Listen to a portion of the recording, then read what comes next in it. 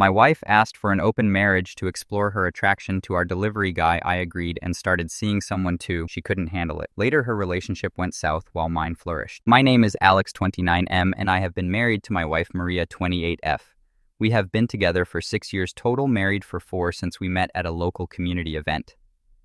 Maria works as an administrative assistant at a medical office downtown. I am an accountant at a mid-size firm. We both graduated from state college with decent degrees and have been building what I thought was a solid life together. We own a small house in the suburbs, have 2 cars paid off, and we are planning to start trying for kids next year. Both our families adore us as a couple. My parents constantly tell their friends about their wonderful daughter-in-law. Her parents treat me like their own son. We host family dinners, go on vacation with them, and everyone always comments on how perfect we are together. Maria's sister Jessica calls us her relationship goals. My brother Mark says he hopes to find what we have someday.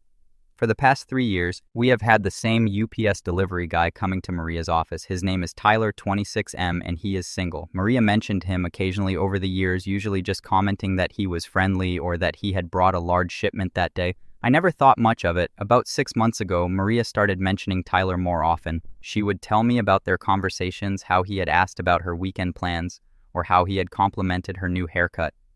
She started timing her lunch breaks to be in the office when he arrived. She mentioned that they talked for about 15 minutes each time he delivered packages. Then one day in March, Maria came home looking different. She sat on our couch and stared at the wall for a long time before dinner. When I asked what was wrong, she said Tyler had asked her a personal question that day. She told me he had said he was attracted to her and wanted to know if she felt the same way. She said she told him she was married and could not answer that question, but then she looked at me and said she needed to be honest. She said she did find Tyler attractive and enjoyed talking to him. She said she had never acted on anything and would never cheat, but the attraction was there. She asked if that made her a terrible wife. I told her attraction to other people was normal, and that I trusted her completely. I thought that was the end of it. But over the next few weeks, Maria seemed distant. She would stare out the window during dinner. She spent more time on her phone. She started going to bed earlier than usual, claiming she was tired. 2 months later, on a Saturday morning while we were having coffee, Maria asked me what I thought about open marriages. She said she had been reading articles online about couples who allowed each other to see other people while staying married.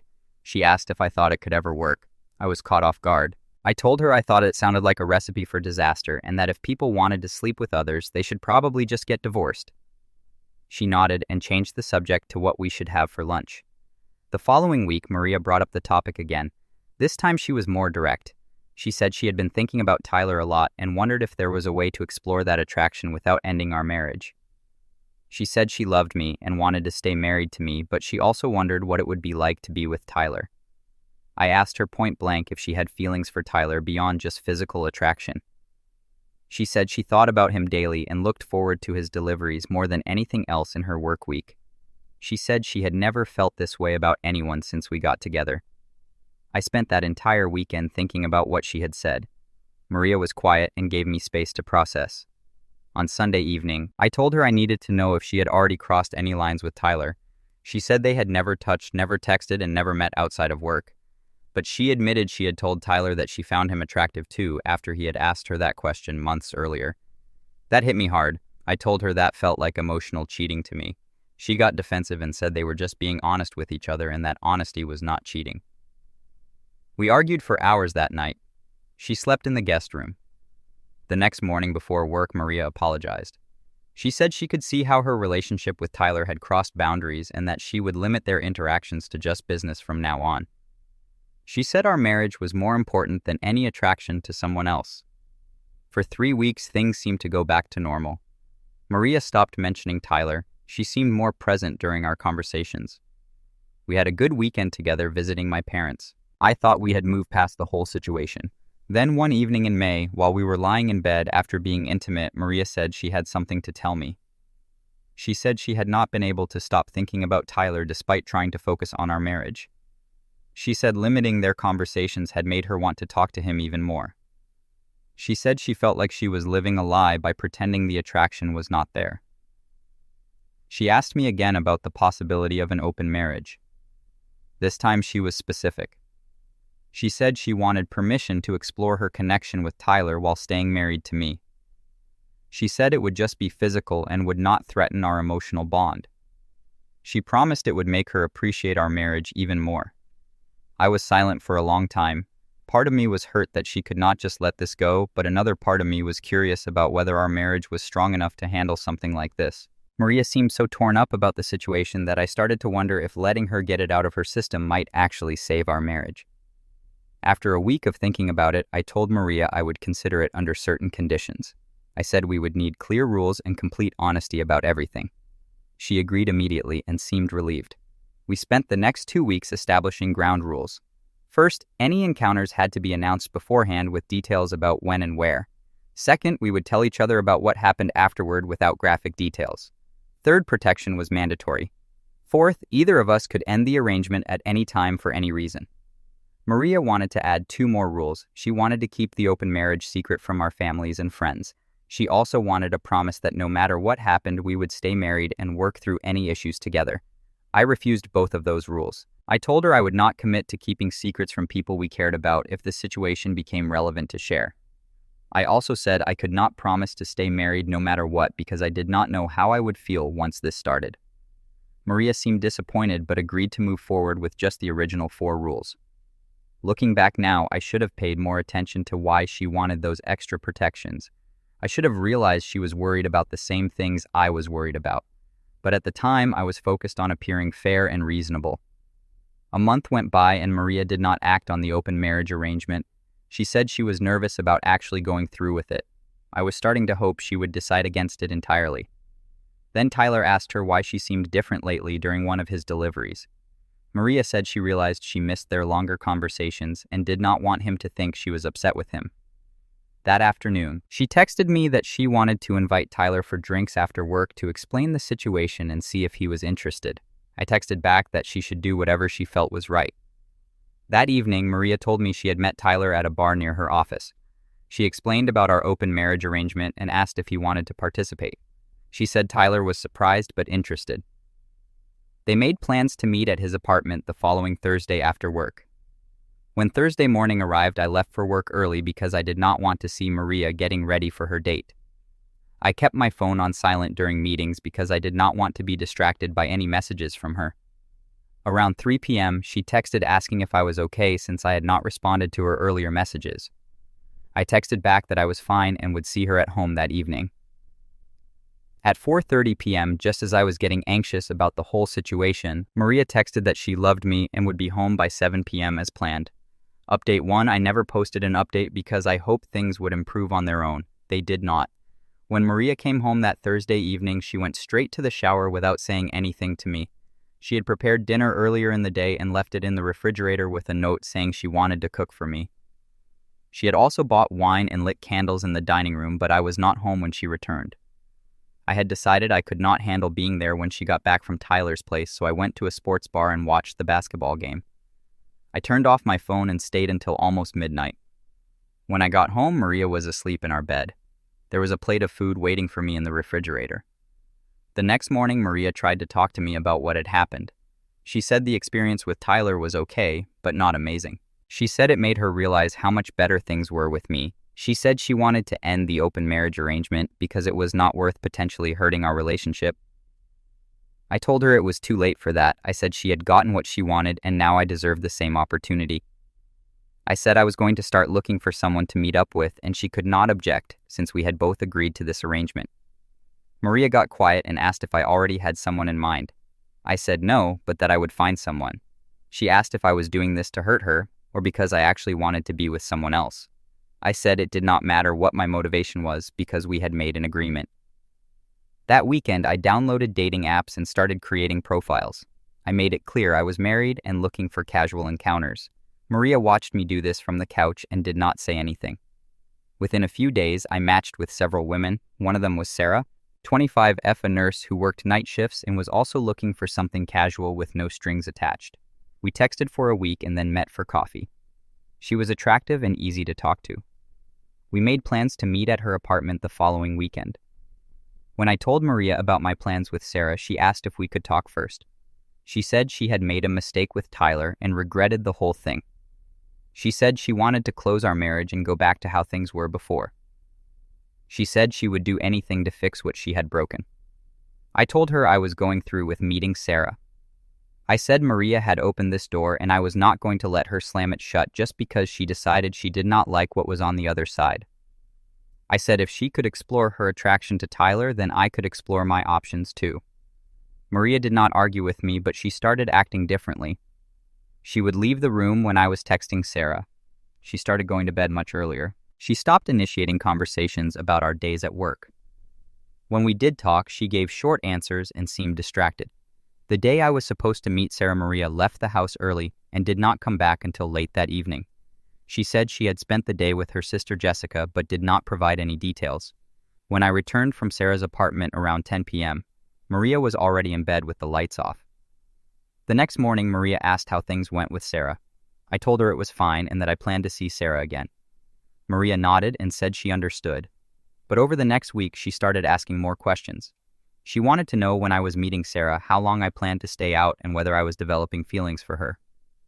I reminded Maria that we had agreed to basic information sharing, not interrogation sessions. I said her questions felt like she was trying to control my experience in a way she had not allowed me to control hers. Maria said she was just trying to understand what was happening in our marriage. 3 weeks after my first meeting with Sarah, I noticed Maria had been coming home later from work. When I asked about it, she said she had been picking up extra hours to help cover for a coworker who was out sick. But when I called her office one afternoon to ask about dinner plans, her colleague said Maria had left at her normal time. That evening, I confronted Maria about the lie. She broke down and admitted she had been meeting Tyler again. She said after I started seeing Sarah, she realized she did not want the open marriage to end. She said if I was going to keep seeing other people, then she wanted the same freedom. I asked her why she had lied instead of just telling me about her plans with Tyler. She said she was afraid I would be angry since she had been the one who wanted to close the marriage initially.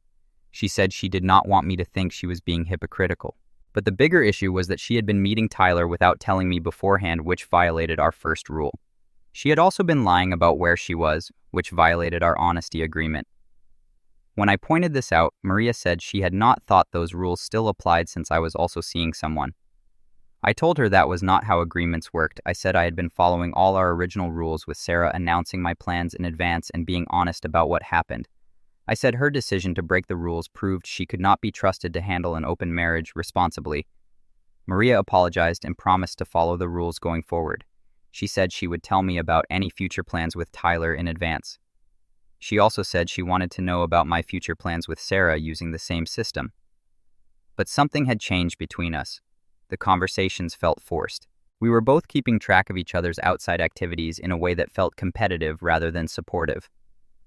We started eating dinner while looking at our phones instead of talking to each other.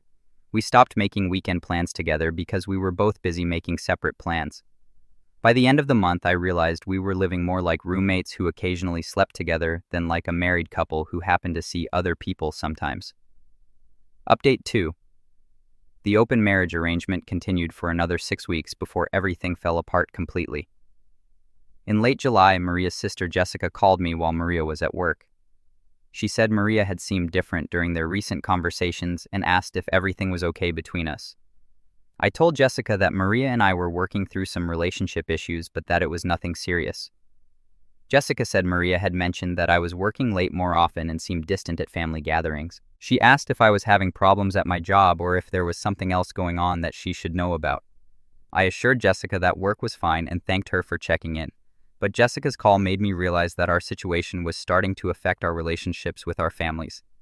Maria and I had both been declining invitations to family events because we were busy with our outside relationships. We had canceled dinner with my parents twice in recent weeks. We had not hosted our usual monthly game night with Maria's family since the open marriage started. The following week, my brother Mark stopped by our house unexpectedly on a Saturday afternoon. Maria was at Tyler's place, and I was getting ready to meet Sarah for dinner. Mark said he wanted to see how we were doing since we had been so busy lately. Mark noticed that Maria and I had been sleeping in separate bedrooms. We had started this arrangement a few weeks earlier because our schedules with other people meant we were often coming home at different times and we did not want to wake each other up. But I realized how it must have looked to someone who did not know about our arrangement. I told Mark that Maria and I were going through a rough patch, but we are working on it. Mark offered to help in any way he could and said he hoped we would be able to work things out because we seemed so good together. After he left, I sat in our empty house and wondered if we were making a terrible mistake. That evening, when Maria returned from Tyler's place, I asked her if she had told anyone about our open marriage. She said she had been tempted to talk to Jessica about it, but had decided against it because Jessica would not understand. I told her about Mark's visit and how uncomfortable it had been to explain why we seemed like we were having problems without being able to explain what we were actually doing. Maria said she had been thinking the same thing. She said lying to her family about where she spent her time was becoming exhausting. She said she missed being able to share what was happening in her life with the people closest to her. We decided to end the open marriage arrangement and focus on rebuilding our relationship with each other. I told Sarah that I would not be seeing her anymore, and Maria told Tyler the same thing. We agreed to delete the dating apps and start spending our evenings together again. For the first week, things seemed to improve. We cooked dinner together, watched movies, and talked about work like we used to. We made plans to visit my parents the following weekend and to have Jessica and her boyfriend over for dinner. But then Tyler showed up at Maria's office on a day when he was not scheduled to make deliveries. Maria told me that evening that Tyler had said he missed her and wanted to know if she would reconsider ending their relationship. She said she told him no and asked him to respect her decision. 2 days later, Tyler came to our house. I answered the door and he asked to speak with Maria. I told him Maria was not available and asked him to leave. Tyler said he knew Maria did not really want to end things between them and that I was probably forcing her to stay away from him. I told Tyler that he was mistaken and that both Maria and I had decided to end our open marriage arrangement. Tyler said he did not believe me and wanted to hear it directly from Maria. When I refused to get Maria from upstairs, Tyler said he would keep coming back until she agreed to talk to him. When I told Maria about Tyler's visit, she said she would call him and make it clear that she did not want to see him anymore. But the next day, Tyler called Maria at work and asked her to meet him for coffee to discuss the situation. Maria agreed, saying she wanted to end things definitively so Tyler would stop bothering us. That afternoon, Maria came home and said Tyler had not taken the news. Well, she said he had accused her of leading him on and wasting his time. She said he had also made comments about our marriage that made her uncomfortable. She said Tyler claimed that I must be controlling her and that she would realize she was making a mistake. 3 days later, Tyler called me at work. He said he wanted to talk man-to-man about the situation with Maria. He said Maria had told him she wanted to keep seeing him, but that I was preventing her from doing so. He said if I really loved Maria, I would want her to be happy. I told Tyler that he was wrong about Maria's feelings and that he needed to stop contacting both of us. Tyler said he did not believe me and that he was going to keep trying to talk to Maria until she told him herself that she did not want to see him. That evening, I asked Maria exactly what she had said to Tyler during their coffee meeting.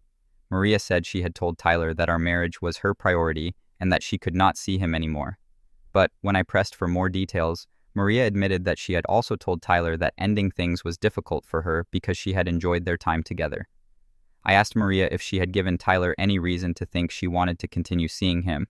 Maria said she might have been too nice about ending things because she did not want to hurt Tyler's feelings. She said Tyler might have misunderstood her kindness as a sign that she was being forced to end the relationship against her will. The following week, Tyler started showing up at Maria's office building during her lunch breaks, even on days when he had no deliveries to make. Maria's coworkers began asking questions about why the UPS driver was hanging around the building looking for her. Maria's boss asked her if there was a problem with their delivery service that needed to be addressed. Maria told me she felt trapped. She said she could not tell her boss the real reason Tyler was bothering her without revealing our open marriage arrangement, but she also could not ignore Tyler's behavior because it was affecting her work environment. She said she was considering asking to work from home more often to avoid seeing Tyler. Update 3. Everything came to a head in September when Tyler's behavior escalated beyond what either of us had expected. Tyler had been showing up at Maria's workplace almost daily for 3 weeks. Maria's boss finally called the UPS company to complain about their driver's unprofessional behavior. The company reassigned Tyler to a different route, but that only made things worse, without his delivery job giving him access to Maria's building. Tyler started waiting for her in the parking garage where she parked her car. Maria would text me when she was leaving work so I would know to expect her home. But several times she arrived much later than expected because Tyler had cornered her and insisted on long conversations about their relationship. One evening in mid-September, Maria came home visibly shaken. She said Tyler had followed her car from work and had parked outside our house. She said when she got out of her car, Tyler had approached her in our driveway and asked to come inside to talk to both of us together. Maria said Tyler believed that if he could talk to me directly, he could convince me that Maria really wanted to keep seeing him. She said Tyler had become convinced that I was an abusive husband who was controlling Maria and preventing her from making her own choices. I looked out our front window and saw Tyler sitting in his car across the street. I called the police non-emergency line and explained that we had someone who would not leave us alone. The officer who responded talked to Tyler and told him he needed to leave our neighborhood and stop bothering us. But Tyler did not stop. The next week, he started calling Maria's office phone multiple times per day. Maria's boss told her that if the situation did not resolve quickly, she might need to consider finding a different job because Tyler's behavior was disrupting the entire office. Maria finally decided she had to tell her boss the truth about why Tyler was bothering her. She explained that she had been involved with Tyler personally and that she was now trying to end the relationship. Her boss was understanding, but said she could not have Maria's personal problems affecting the workplace indefinitely. Meanwhile, Tyler had also started calling our home phone. I stopped answering calls from numbers I did not recognize, but Tyler left long voicemails explaining why he thought Maria and I should get divorced so she could be with him instead. Some of these messages were angry and others were pleading, but all of them made it clear that Tyler was not accepting that Maria had chosen to end their relationship. In early October, Tyler showed up at my workplace. He asked the receptionist to see me, saying he had something important to discuss about a mutual friend. When I came to the lobby and saw Tyler, I told him to leave immediately. Tyler said he was not going anywhere until I admitted that I was forcing Maria to stay away from him. Tyler's visit to my office was the final straw. I told my boss about the situation and asked for advice. My boss recommended that I contact a lawyer to see what options we had for getting Tyler to stop bothering us. The lawyer said we had enough documentation to pursue a restraining order against Tyler. Between the voicemails, the visits to both our workplaces, and the incident where he followed Maria home, we had a clear pattern of harassment that justified legal intervention. We filed for the restraining order in November. Tyler was served with papers ordering him to stay away from both of us, our home and our workplaces. The order also prohibited him from contacting us by phone, email, or any other means. But the damage to our marriage had already been done. The months of dealing with Tyler's harassment had put enormous stress on our relationship. Maria blamed herself for getting involved with Tyler in the first place. I blamed myself for agreeing to the open marriage when I had serious reservations about it. We stopped talking about anything other than the practical aspects of dealing with Tyler's behavior. We did not have dinner together anymore because we were both too stressed to enjoy food. We stopped making plans for weekends because we never knew if Tyler would show up somewhere and ruin our day. By December, we were living like strangers who happened to share a house. We were not fighting, but we were not connecting either. We would sit in the same room watching television without talking to each other. We went to bed at different times and woke up at different times. On New Year's Eve, instead of celebrating together, Maria went to her sister's house and I stayed home alone. We had both been invited to the same party, but we agreed we were not ready to pretend everything was normal in front of our friends. That night, I realized our marriage was over. The open marriage experiment had destroyed the trust and intimacy we had built over 6 years together. Even with Tyler finally out of the picture, we could not find our way back to each other. Maria and I separated in January. She moved in with her sister Jessica temporarily while we figured out next steps. We told our families that we were taking some time apart to work on our relationship, but we both knew we were probably heading toward divorce. We filed for divorce in March. The process was straightforward since we agreed on how to divide our assets and neither of us wanted to fight about anything. We sold the house and split the proceeds. We divided our furniture and household items without any major disagreements. The divorce was finalized in June. Maria found her own apartment across town and got a new job with a different company. I moved to a smaller place closer to my office. We do not have any contact with each other anymore.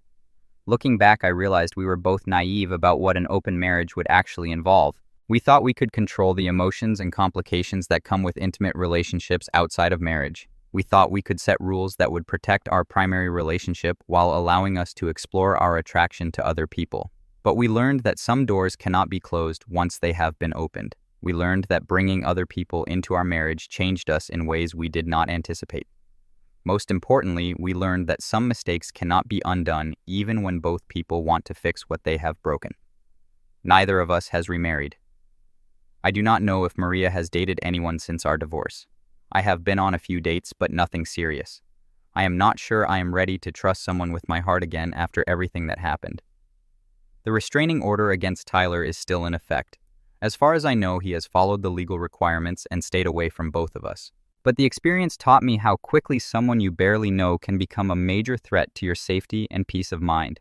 I do not blame Maria for being attracted to Tyler or for wanting to explore that attraction. I blame both of us for thinking we could handle an open marriage without destroying what we already had together. Now let us move to the next story. Story 2. My SIL used her HR position to get me fired from my dream job because she wanted her brother to get back with his ex. So I exposed her, and now the whole family is against me.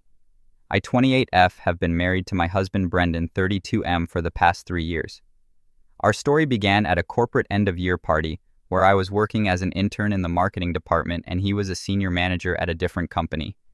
We hit it off immediately and started dating soon after. Brendan was everything I could have hoped for. Kind, supportive, and encouraged me to pursue my career goals. We dated for 2 years before getting married in a small ceremony. From the beginning, his sister Phoebe 30F made it clear that she disapproved of our relationship.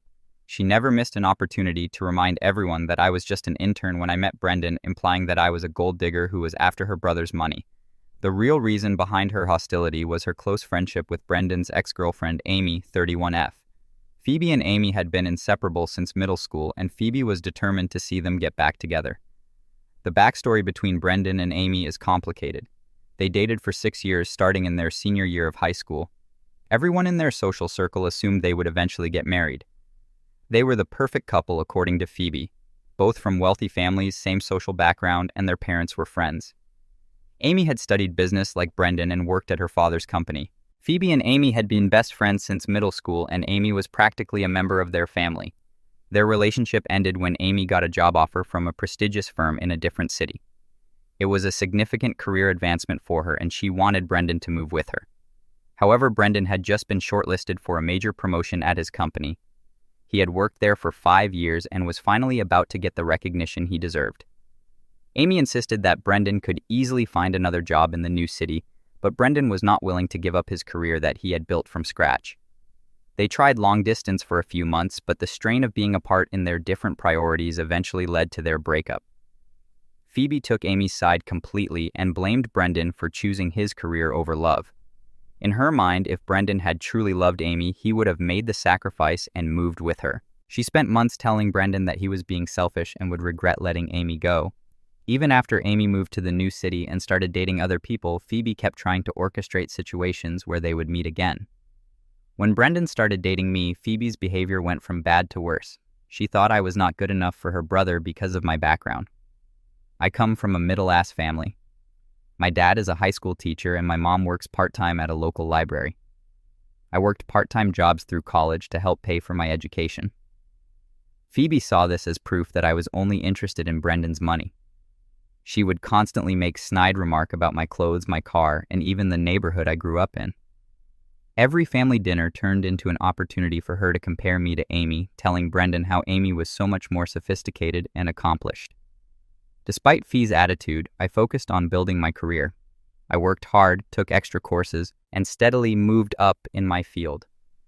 Finally, after years of effort, I landed my dream job at one of the top tech companies in our city. The position was everything I had worked for: better pay, more responsibilities, and amazing growth opportunities. I was thrilled until I discovered that Phoebe worked in the HR department of the same company. I had not known this when I applied because she had recently switched jobs. When I found out, I was worried but tried to stay positive. We were both professionals after all, and I hoped she would keep our personal issues separate from work. That hope was completely misplaced.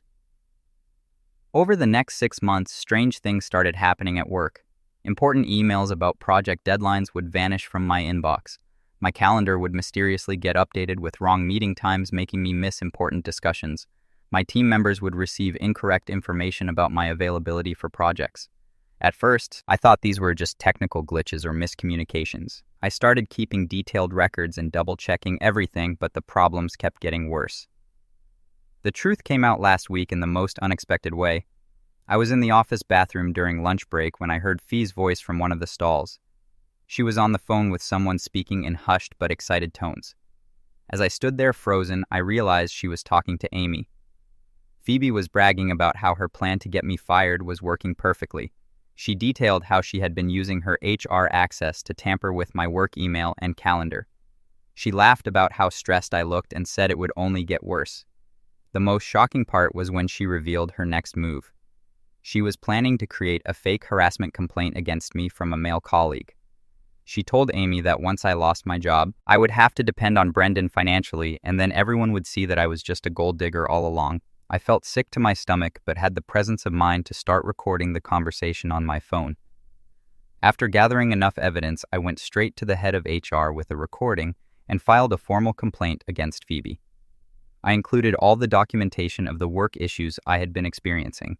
The company took immediate action and suspended Phoebe pending investigation.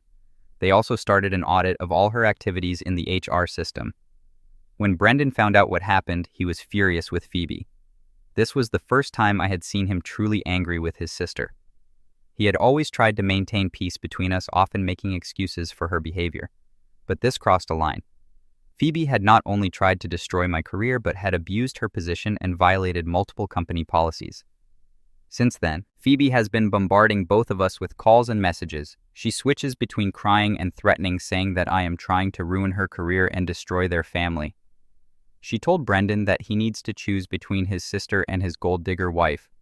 She even tried to convince him that I had set her up and recorded her illegally. Brendan's parents got involved as soon as they heard what happened. His mother thinks I went too far by reporting Phoebe to HR. She believes we should have handled this within the family and found a way to work things out privately. She keeps saying that family should always come first and that I am being vindictive. His father seems to understand our position better but does not want to take sides openly to keep peace in the family. I do not think I did anything wrong here. Phoebe was actively trying to get me fired from a job that I had earned through years of hard work. She was willing to create false harassment claims that could have permanently damaged my career. She abused her position in HR and violated multiple workplace policies. I had to protect myself and my career. Brendan fully supports my decision to report her, but this whole situation has created a huge rift in his family. Everyone is taking sides, and family gatherings have become extremely tense. Ida Update 1. It has been 2 weeks since my original post, and the situation has evolved in ways I never expected.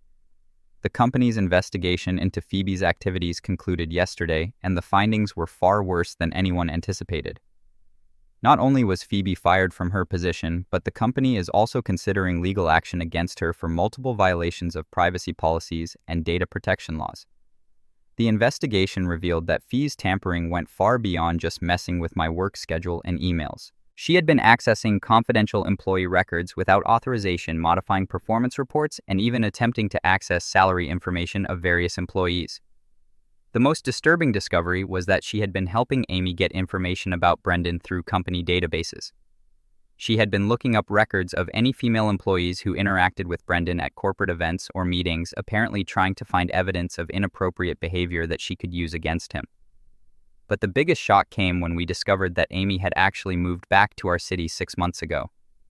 She was not just a distant voice on the phone encouraging Phoebe's behavior. She had been actively involved in this whole scheme. She had taken a job at a competing firm and had been feeding Phoebe ideas about how to sabotage my career. They had this elaborate plan where they would not only get me fired but also destroy my professional reputation in the industry. Their end goal was to make me look like a gold digger who could not hold down a job, hoping that Brendan would finally see me for what they believed I was. The timing of Amy's return was not coincidental either. Phoebe had helped her find an apartment just 10 minutes from Brendan's office. They had been orchestrating casual run-ins between Brendan and Amy at local coffee shops and restaurants, trying to create opportunities for them to reconnect. Amy had even joined Brendan's gym, although he had not noticed because he usually goes early in the morning, while she deliberately went during lunch hours when Phoebe knew I would be in meetings. Brendan is completely devastated by all of this. Despite Phoebe's obvious dislike of me, he had always defended her, believing that she would eventually come around. He kept telling me that Phoebe was just overprotective and needed time to accept our relationship. He had maintained contact with Amy over the years through group settings and mutual friends, thinking their breakup had been amicable. Finding out that both his sister and his ex had been conspiring against his marriage has shaken him deeply. He has cut off all contact with both of them, blocking their numbers and social media accounts. His parents' reaction has made everything even worse. Instead of acknowledging Fee's wrongdoing, they are trying to minimize what she did. His mother called me manipulative for recording the bathroom conversation, saying I should have confronted Phoebe directly instead of going to HR. She keeps insisting that Phoebe was just trying to protect her brother from making a mistake, suggesting that maybe Phoebe saw something in me that made her suspicious. The most hurtful part was when she implied that if I had nothing to hide, I would not have reacted so strongly to Fee's investigation of my background. Brendan finally lost his patience during a family dinner last weekend. His mother had invited us over, promising to keep things civil, but it turned into an ambush. Phoebe was there crying and playing the victim, talking about how she had lost her career because of me. When Brendan's mother started suggesting that we should all forgive and forget, Brendan exploded. He told them that if they could not respect his wife and his marriage, they should stay out of our lives entirely. He reminded them how they had always criticized his relationship with Amy for being too dependent on her family's approval, but now they were doing the same thing to him with Phoebe. I feel vindicated by the investigation's findings, but watching Brendan's family fall apart is heartbreaking. Several of his childhood friends who were also friends with Amy have started taking Fee's side. They are spreading rumors that I seduced Brendan away from Amy and then deliberately set out to destroy Phoebe's career because I was jealous of their close relationship. Some have even suggested that I planted evidence during the company's investigation. Phoebe has been playing the victim card masterfully. She has been telling anyone who will listen that I orchestrated this whole thing to isolate Brendan from his family. She claims that I illegally recorded her private conversation and manipulated the evidence to get her fired. She is painting herself as a concerned sister who was just trying to protect her brother from a gold digger. And unfortunately, some people are buying into her version of events. The whole situation has created a deep rift in Brendan's family. Family events have become impossibly awkward, with people taking sides and hardly speaking to each other. Several of Brendan's relatives have stopped talking to us completely. His cousin's wedding is coming up next month, and the couple has quietly uninvited us to avoid drama. Even Brendan's father, who initially seemed to understand our position, has started suggesting that maybe we should have handled things differently. Brendan and I are staying strong together through all of this, but it has been really challenging. He has been having trouble sleeping and has started seeing a counselor to deal with the betrayal. I stand firmly by my decision to report Phoebe. She was trying to destroy my career and my marriage, but watching Brendan lose his family over this is possibly the hardest thing I have ever had to witness. Update 2. It has been a month since my last update, and the situation has gotten even more complicated. What we thought was the end of Phoebe's sabotage turned out to be just the beginning. Last week, our company's IT department discovered something that made everything even worse than before. Apparently, about 2 weeks before she was fired, Phoebe had created a fake email account using my name and company credentials. She had been using this account to send inappropriate and suggestive messages to several male colleagues, including some senior managers.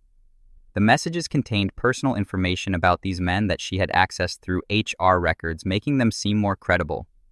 The IT department only discovered this because one of the recipients finally reported the messages after receiving a particularly inappropriate email that was automatically sent through a delayed delivery setting. The company's IT team traced the IP address and confirmed that all these emails were sent from Fee's work computer. They found dozens of drafted messages that were scheduled to be sent over the next few months. Some of them contained explicit content that would have definitely gotten me fired and possibly even blacklisted in the industry. Phoebe had planned this as a backup plan in case her other attempts to get me fired did not work. The company's legal team is now considering pressing charges against Phoebe for identity theft, harassment, and misuse of confidential information. They have also had to reach out to all the male employees who received these emails to explain the situation and ensure them that I was not involved. While most of them have been understanding, the whole thing has been incredibly embarrassing for me. I keep catching people whispering when I walk by, and some male colleagues now actively avoid being alone with me in meeting rooms or elevators.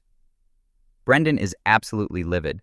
He says he does not even recognize his sister anymore. The Phoebe he grew up with would never have done something so malicious and calculated. He has been going through old family photos and remembering how close they used to be, which makes this betrayal even harder for him to process. He finally told his parents about the fake email account, thinking this would make them understand why we cannot just forgive and forget. Instead, his mother suggested that maybe Phoebe did it because she found something suspicious in my background during her HR investigation. She actually tried to convince Brendan to look into my past relationships to make sure I had not done this kind of thing before. But the real shock came yesterday when Amy showed up at our house unannounced. She was waiting in her car when I got home from work. As soon as I pulled into the driveway, she got out and started walking toward me. I immediately called Brendan, who works from home most days now, and he came outside. Amy claimed she wanted to apologize and tried to explain that things had gotten out of hand. According to her, Phoebe had convinced her that Brendan was deeply unhappy in our marriage and was looking for a way out. She said Phoebe told her that Brendan still had feelings for her, but felt trapped with me because of what people would say if he left his wife for his ex. When Brendan refused to even speak with her and asked her to leave, Amy completely lost it. She started screaming in our driveway about how I had stolen her life. She said that Brendan and she had planned their whole future together, the house they would live in, how many kids they would have, even what they would name their dogs. She claimed that Brendan had promised they would get back together once she was settled in her new city, and that I had taken advantage of their temporary separation to trap him into marriage. The most disturbing part was when she started threatening to expose Brendan's past mistakes if he did not hear her out. She mentioned something about an incident from their college days that could apparently damage Brendan's professional reputation. She even pulled out her phone and threatened to call his company's board of directors right then and there. That is when we had to call the police to remove her from our property. They took her away, but not before she screamed that this was not over. We are now looking into getting restraining orders against both Phoebe and Amy. Brendan's parents tried to intervene again, saying we are overreacting and that Amy is just emotional because she never got closure from their breakup. They suggested that Brendan should meet with Amy once in their presence to talk things through. Brendan finally blocked his parents' numbers after that conversation. The whole situation has created such a toxic environment at work that I am considering looking for a new job even though I love my current position. People have mostly been supportive, but there is always whispered conversations that stop when I enter a room. Some colleagues have told me they would rather not work with me on projects because they do not want to get involved in any drama. My manager is understanding, but has suggested that maybe a fresh start somewhere else would be better for my career growth. Update 3. It has been 3 months since everything unfolded, and we have made some major life changes. After much discussion and planning, Brendan and I decided to make a fresh start in a different city. I received an excellent job offer from a tech company on the West Coast, and Brendan's company agreed to let him transfer to their branch office there. The decision was not easy, but we both felt it was necessary for our mental health and our marriage. Before we left, Brendan's parents made one final attempt to reconcile the family. They invited us to dinner at their house, and against our better judgment, we agreed to go. When we arrived, we found that Phoebe was there too, along with their aunt, who was supposedly there to mediate. It was clearly a setup, but we decided to stay and hear them out rather than immediately leaving. Phoebe tried to apologize, but it was obvious she was not genuinely sorry. She kept making passive-aggressive comments about how families should stick together and how I had turned her brother against her. She talked about how she had lost everything: her job, her reputation, her relationship with her brother, while carefully avoiding any mention of her own actions that led to these consequences. When Brendan brought up the fake email account and the harassment of male colleagues, she actually tried to justify it by saying she was just trying to prove what kind of person I really was. The breaking point came when Phoebe suggested that we could all move past this if I would just admit that I had overreacted to her concerns about me and apologized for getting her fired. She even had the audacity to say that she would help me find a new job if I would just take back my complaints against her. That is when Brendan finally lost it. He told her that she was the one who had destroyed their relationship by trying to sabotage his marriage and my career. He said that until she truly understands what she did wrong and shows genuine remorse, he does not want any relationship with her. We have been in the new city for a month now, and the change has been incredibly positive for both of us. My new job is challenging and rewarding, and the team has been very welcoming. Brendan seems more relaxed than he has been in months, and we are finally able to focus on our future instead of constantly dealing with family drama. Brendan still gets weekly messages from his parents about forgiving Phoebe, but he deletes them without reading. They tried to guilt-trip him by sending photos from his childhood and talking about how Phoebe has been depressed since losing her job, but he is standing firm in his decision. His father recently attempted to reach out separately, admitting that Phoebe's actions were wrong, but still pushing for reconciliation because she is family. We heard through mutual friends that Amy got engaged to someone else and moved back to her old city. Apparently, she has been telling people that she is glad things worked out this way because she is now with someone who truly appreciates her. Phoebe is still unemployed and living with her parents. She occasionally tries to contact Brendan through fake social media accounts or mutual friends, but we block them all immediately. I sometimes feel guilty about how everything turned out, especially when I think about how close Brendan used to be with his sister.